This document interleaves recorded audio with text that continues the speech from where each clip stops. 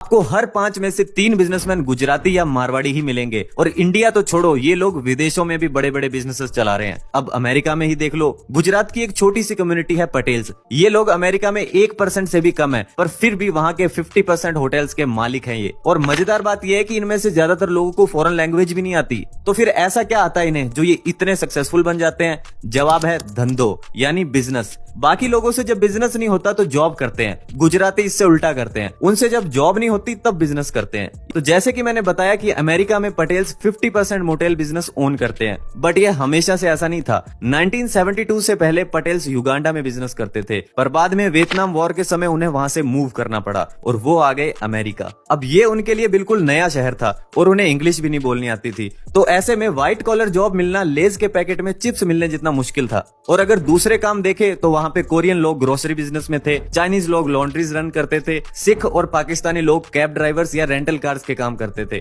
ऐसे में पटेल्स ने सोचा क्यों ना होटल के बिजनेस में घुसा जाए, क्योंकि वॉर की वजह से कोई बाहर तो निकल नहीं रहा, होटल्स वैसे ही लॉस में चल रहे हैं, तो ये बिल्कुल सही टाइम है होटल खरीदने का। और वैसे भी कुछ टाइम बाद जब सिचुएशन नॉर्मल हो जाएगी तो होटल का काम तो चलेगा ही। अब देखो, हम लोगों को बिजनेस में, स्टॉक मार्केट में हर जगह यही सुनने को मिलता है कि अगर हाई रिटर्न चाहिए तो हाई रिस्क लेना पड़ेगा, बट धंधो फ्रेमवर्क इस कॉन्सेप्ट को उल्टा कर देता है। ये कहता है रिटर्न तो हाई चाहिए पर रिस्क लो चाहिए। तो पटेल्स ने भी यही किया। उन्होंने देखा कि होटल के प्राइसेस बहुत गिरे हुए हैं और वो यही चीज तो चाहते थे, क्योंकि वो इस नए शहर में अपनी बीवी बच्चों के साथ ऐसे ही घूम रहे थे। उनके पास ना तो रहने को कोई जगह थी और ना ही करने को कोई काम। इसीलिए जब उन्होंने देखा कि सिर्फ $5000 की डाउन पेमेंट पर उन्हें 20 रूम का मोटेल मिल रहा है, तो उन्होंने झट से पैसे अरेंज किए और फट से मोटेल खरीद लिया। अब गुजराती आदमी है तो अपना दिमाग तो लगाएगा ही। वही किया, उसने सारे वर्कर्स को काम से निकाल दिया और बीवी बच्चों से कहा उठाओ झाड़ू और शुरू हो जाओ। फिर होटल की सफाई से लेकर बेडशीट धोने तक सब काम फैमिली मेंबर्स ही करने लगे। अब तक उन्होंने ये फिगर आउट कर लिया था कि उनकी फैमिली को रहने के लिए 3-4 रूम इनफ है। इससे रेंट बचेगा और स्टाफ तो पहले ही भगा दिया तो उनकी सैलरी के पैसे भी बच जाएंगे।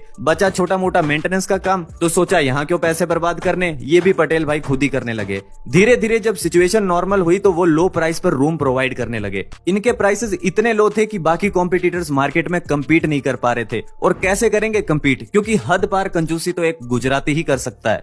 ऐसे उन्होंने एक लॉस मेकिंग बिजनेस को प्रॉफिटेबल बना दिया। फिर धीरे धीरे जब प्रॉफिट्स बढ़ने लगा तो उन्होंने हाई क्लास होटल्स भी खरीदने शुरू कर दिए। और ऐसे आज अमेरिका में पटेल्स 50% से ज्यादा होटल के मालिक है। आइंस्टाइन भी कहते थे कि इंटेलिजेंस के 5 लेवल्स होते हैं: smart, intelligent, brilliant, genius and simple. उनके according simplicity highest level of intelligence है। तो धंधो फ्रेमवर्क भी सिंपल है और इसीलिए इसमें पावर है जो गुजराती और मारवाड़ी लोगों को इतना पावरफुल बनाता है। तो कहने का मतलब ये है कि सिंपल बिजनेस ही लॉन्ग टर्म में सर्वाइव करते हैं और प्रॉफिट निकाल के देते हैं। ऑथर तो इतना तक कहते हैं कि अगर आपको बिजनेस समझाने में एक पैराग्राफ से ज्यादा लिखना पड़ रहा है तो इसका मतलब आपके बिजनेस में कुछ फंडामेंटल प्रॉब्लम है।